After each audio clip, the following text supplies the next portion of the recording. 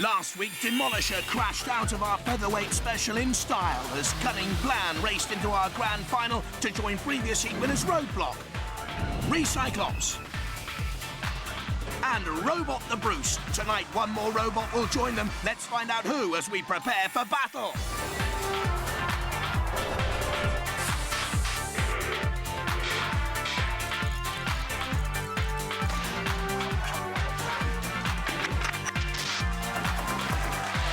Ladies and gentlemen, please welcome the father of all wars, Jeremy Clarkson. One day, somebody opened up the shell of an oyster and found inside what appeared to be a large globule of phlegm. But instead of throwing it away, he ate it. And he discovered that it was not only delicious, but also that it was an aphrodisiac.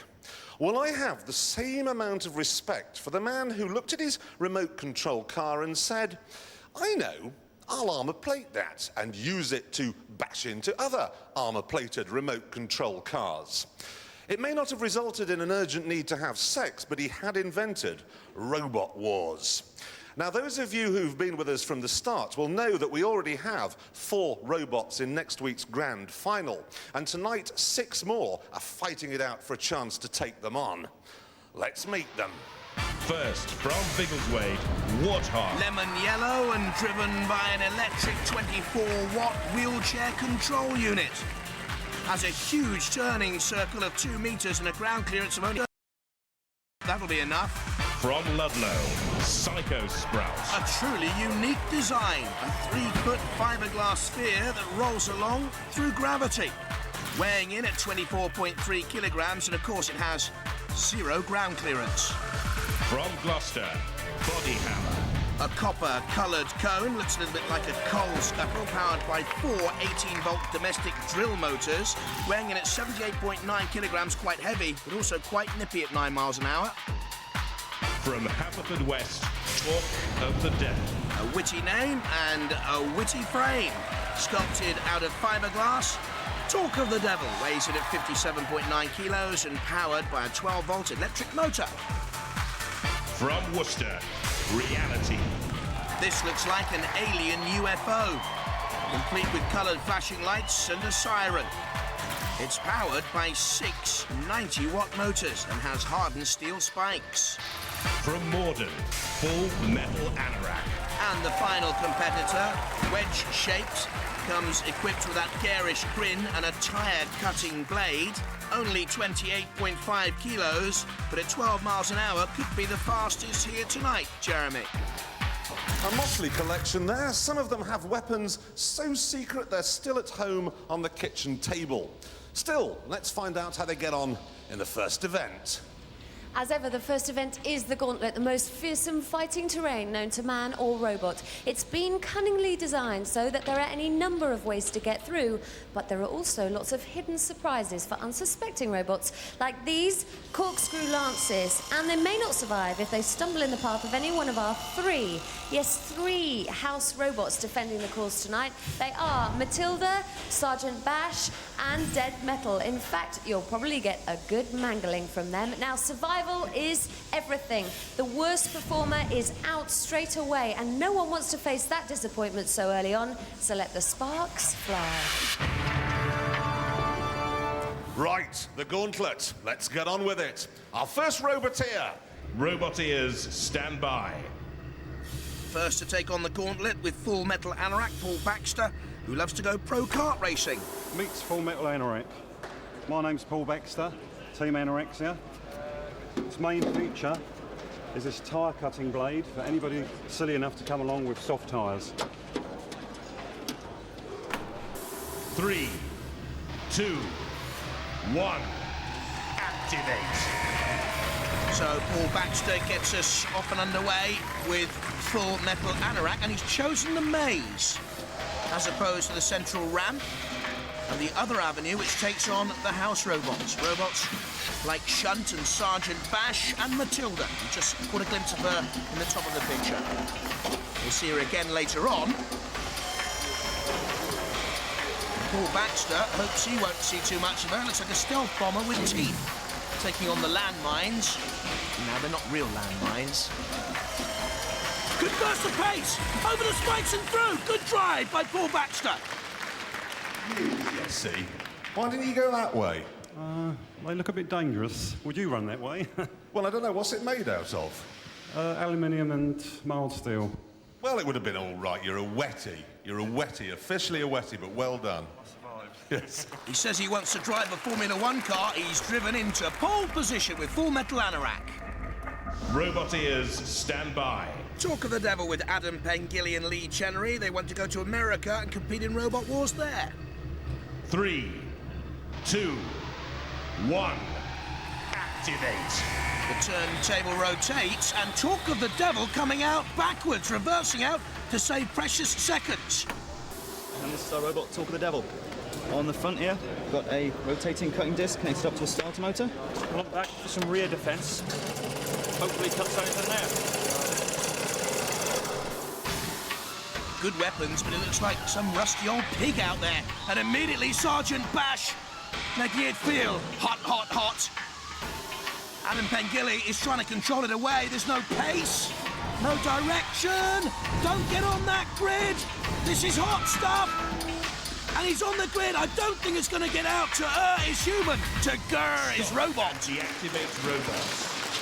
I hope that thing's made out of asbestos. Good, wasn't it? Were you planning on going that way? No.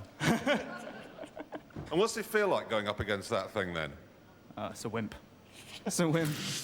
It's a wimp, but it took you out. Anyway, well done. You got, 6 or 8 feet there.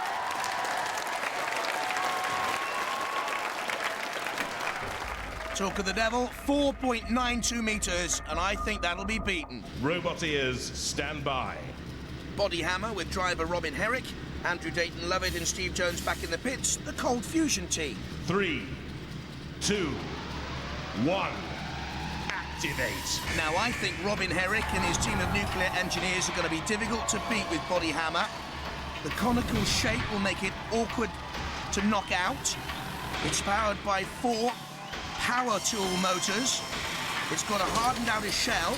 It's got that hammer, but it needs to get through the maze first. We're Team Cold Fusion, and this is our robot, Body Hammer.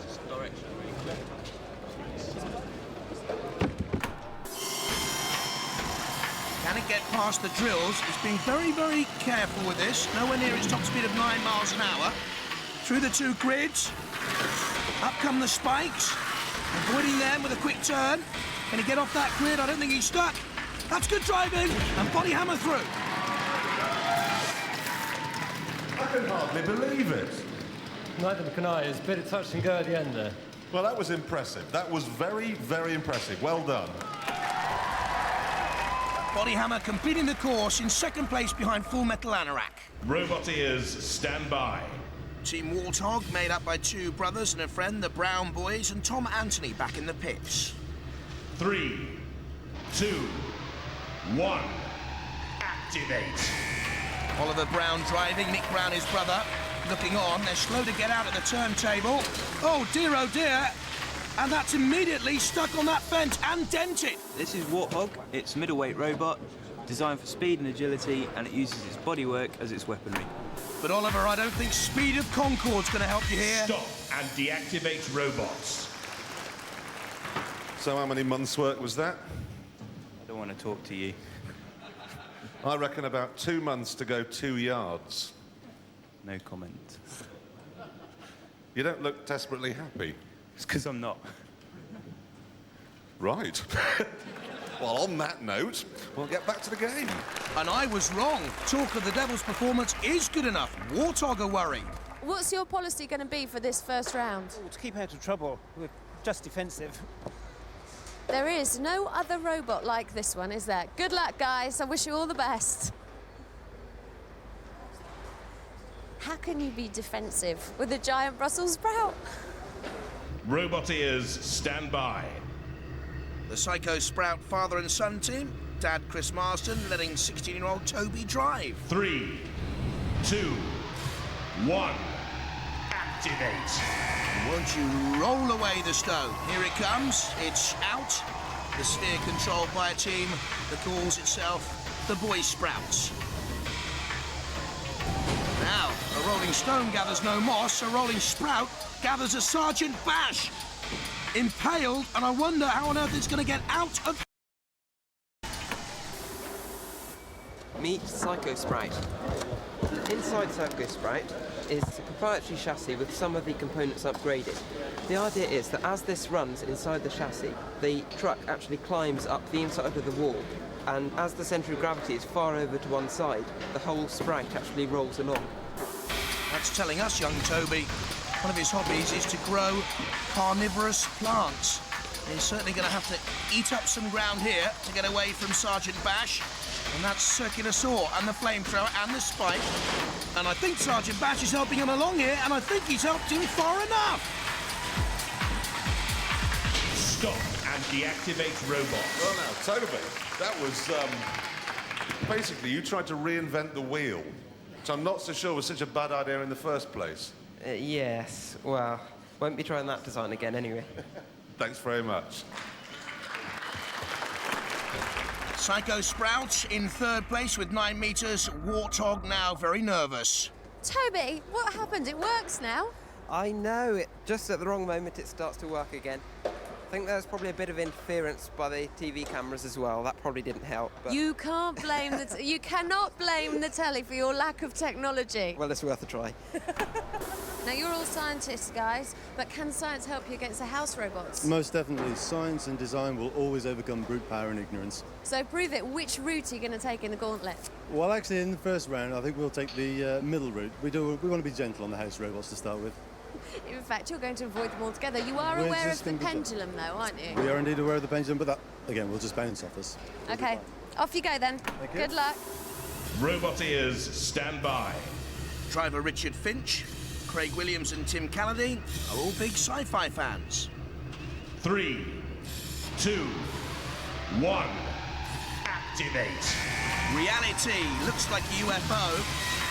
Taking on the ramp, as we first thought, there's a little alien in that cockpit. Can you see it? This is our robot. It's called Reality. It stands for Reverse Engineered Alien Technology. There he is. E.T. He ain't, but they're through the ramp. Out comes the drill. Slow speed on Reality, only 9 miles an hour. Got a 25-degree maximum climb, powered by those 6 90-watt motors. The smoke won't hurt it. It's whether or not it can get up and over this ramp.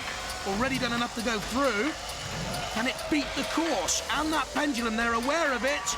They timed it, and they are through. Guys. If I could deduct points for smugness, I would. How did that feel? Fantastic. We were very worried and very concerned that it was going to hold together, but very relieved now. Yes. Well done. An impressive demonstration. Seemed a little bit nervy there, but he is through. And Warthog go out at this stage. That's the end of the first event. Let's see how our teams are doing. This is Reality, looking very smug. Hardly any adjustments to make there, because they did very well. Toby, are you doing all right?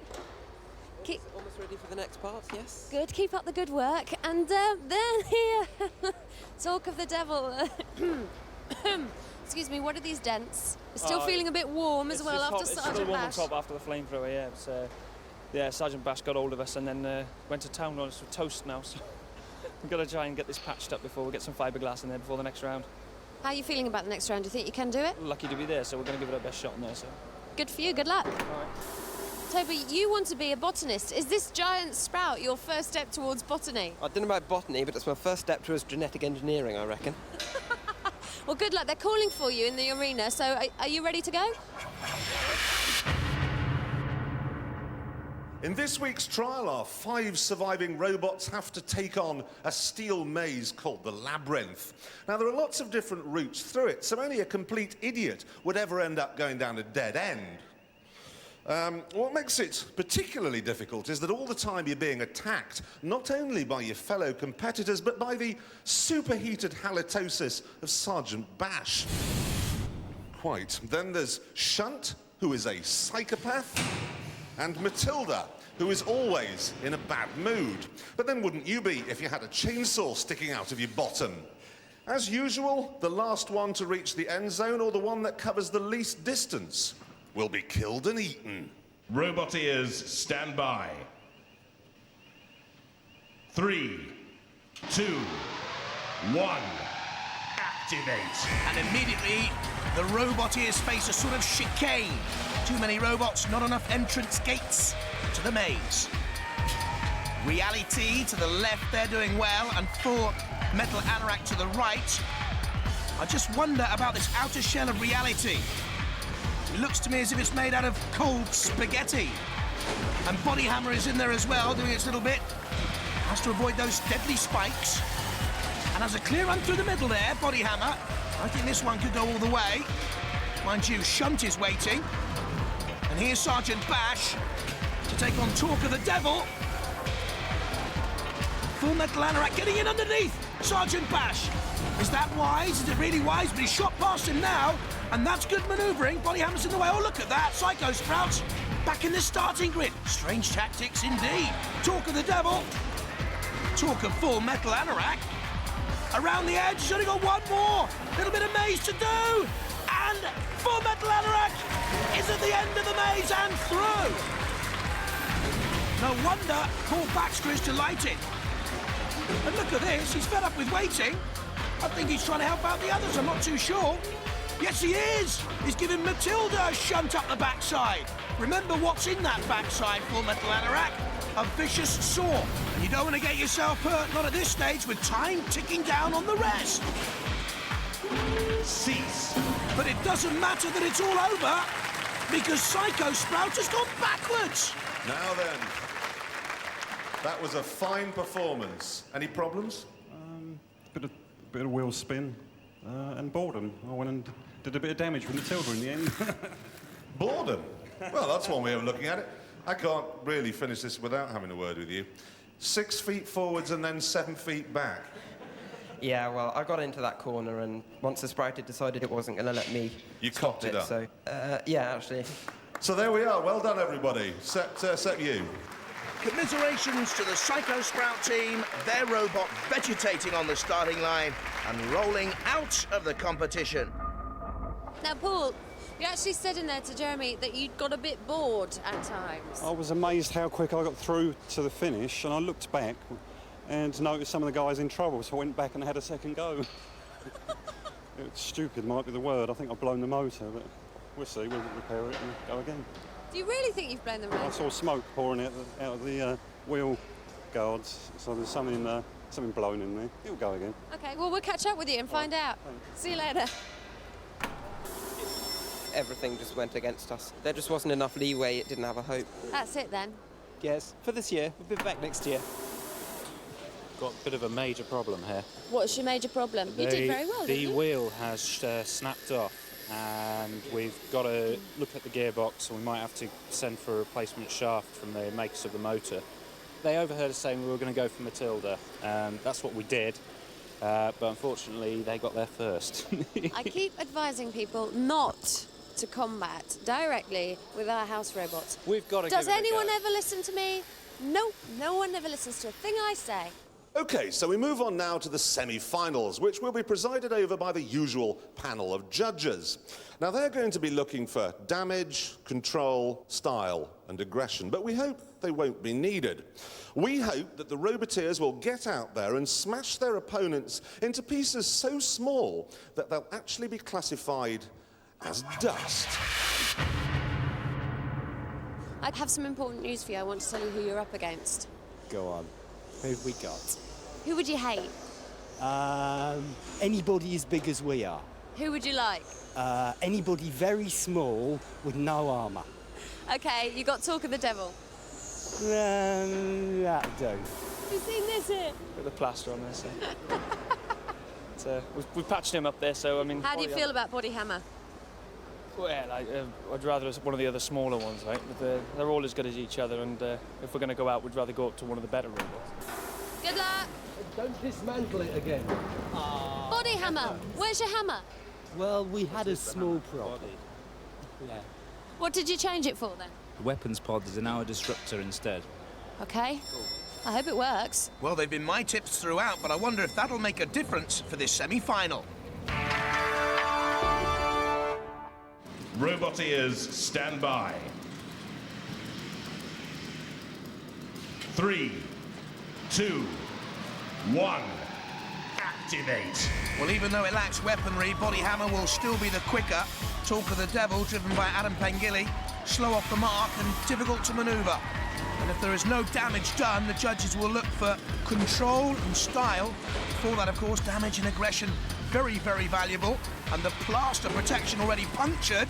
And there's the power of those 4 motors within that copper-coloured Body Hammer coating. And Talk of the Devil is now open to the mercy or the devilry of Dead Metal with those awful pincers. And I think they realise they're in major trouble. Body Hammer seems to be doing a victory jig. Look at that, they pulled it out of trouble and put it back in the arena. You're not supposed to do that, House Robots. Talk of the Devil, one last stab at it. In goes Body Hammer again, crushing blow. Talk of the Devil looks like a pig, now a stuck pig.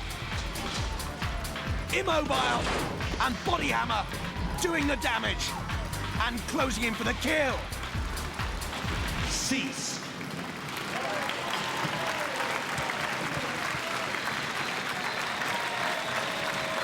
Well, now, we must have a chat about that. First of all, congratulations. Second, you were aiming for its back where its cutting blade was. I was aiming for the side. I need a bit more practice. You do not need more practice. That was a masterful display, and then I loved taking on Dead Metal there. That was brave call. We've got to try out our capabilities, see what we can do. I think it was brilliant, because I love the speed, I love the manoeuvrability, and I love your aggression. You're through. Thanks very much. Yes, indeed. Let's take one final look at Body Hammer, giving Talk of the Devil a very heavy body blow. Guys, you've barely sustained a scratch on your beautiful finish. Little bit of a bend. Here and there. Played it safe, played it cool. Well done. It's a stunning fight. Are you going to put the hammer back in for the final? Oh, we haven't made our mind up yet. Probably. We better hurry up. Haven't got long. You sustained some damage. Still in one piece, as I say. Testament to the... Look at the side of this. That was Dead Metal. Yeah. That did that. Was it a bit of duff engineering? No. No. Never. I don't do duff engineering. Roboteers, stand by. 3, 2, 1. Activate. Now, right at the start of the programme, Paul Baxter, driver of Full Metal Anorak there at the top of your picture, said watch out for his blade at the front of his stealth bomber. Reality team, concentrated. Wonder how long that UFO framework will hold out, though. Just checking each other out at the moment, and in comes the sergeant. And that bodywork did resist the circular saw. Looks okay to me. And then, there are the spikes. I'd say at this moment in time, Reality just pleasing the judges more than Full Metal Anorak. Their decision is final, not mine, if it goes the distance. And certainly that blade, not operational at the moment for Paul Baxter with Full Metal Anorak. He can't manoeuvre himself into position to have a go at Reality, who would be on top for me because of their control, style and aggression. No real damage caused. Oh, just missed out on the grid there. Now, is Paul Baxter using excessive evasion, trying to dodge Reality, coming in with the spikes? Is he running away too much? In other words, because the judges don't like it, is he a little yellow-bellied Full Metal Anorak? In he goes, though. Oh, but he's gone the wrong way. He's on the grid, and that'll be it. Reality will be through because he won't get off there. Cease. It's victory for Richard Finch, Craig Williams and Tim Calladine. And Paul Baxter is out, and he knows it. For a very long time there, I thought it was going to be stalemate. It was. He was running away quite rapidly, but we managed to skewer him a few times and just wear him down. It was fantastic. Well, congratulations. You're through to the next round with the noisiest machine of the lot. That sounds almost like a demented mechanised cricket to me. Hey. Hey. They had a superior design, I'm afraid, and just wore me down. That's the way life is. It was close, though. It was closer than I thought it would be. I thought they'd trounce me straight away, but we got a couple of minutes out of it, which is good. Good fun, good laugh. What damage? Just a bit of body work.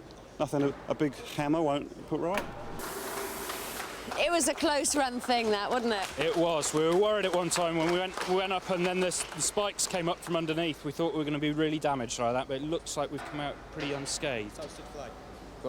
A toasted flag. Is that Sergeant Bash's fault? That's right. It's a great show, thank you. Okay, thanks. It's almost unbelievable that tonight's final is between the Chirping Monkeys Breakfast from Gloucester? Worcester, you're from Gloucester, aren't you? With the coal scuttle, you ready? Yep, that's right. You ready? We're ready. Go on then, get in your booths and let's have some fighting.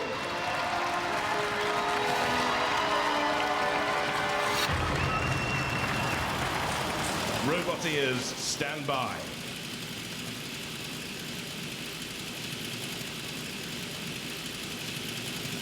Three, two, one, activate. So, which will become our 5th robot through to the grand final by winning here now? The boys from Bodyhammer or the reality team? Bodyhammer, again, quick off the mark. Speedy on the turn. Away from the house robots. Reality tries a stab with the prongs. Matilda in on Bodyhammer. Bodyhammer spinning away from Matilda, who looks even more ugly tonight. And thrusting Reality against that spike. Turning nimbly away from Matilda, who does have Reality. She looks grumpy. I think she's suffering from PMT. Pre-mechanical tension, of course. Tries to get back off the Bodyhammer. And Bodyhammer's on the grill. Come on, the Reality boys, get in there, that's what they're saying. Matilda's already there. Bodyhammer on the grill. Hold the torch, though, for the Reality team. In it comes with the prongs. No, you don't take on shunt, you take on Bodyhammer. Bodyhammer's off that grill, giving a little bit of a shunt and assistance. In a bit of a tiz, get away from the spikes. Now turning again, where's Reality? Too dangerously near the side ropes. If it goes over those ropes, it'll be out. Bodyhammer will have won it, so get out of there, boys. Bodyhammer turns away then from the sergeant in the background. Shunt there on the grill has immobilised itself. Up on the side, it's all over for the Reality boys.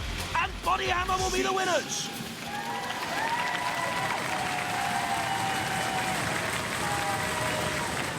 Tonight's winner is Bodyhammer. Come on, guys, come on up, you're through. Huge congratulations, well done. You look like you weren't expecting that. We weren't sure. Because I think the problem was their wheel came off. I mean, that's it, they did sustain damage, and yours is still fine, yeah? It's still driving. You're happy? Yeah, I'm happy. That's what I like to hear, because you're through to the grand final. We're back next week. See you then.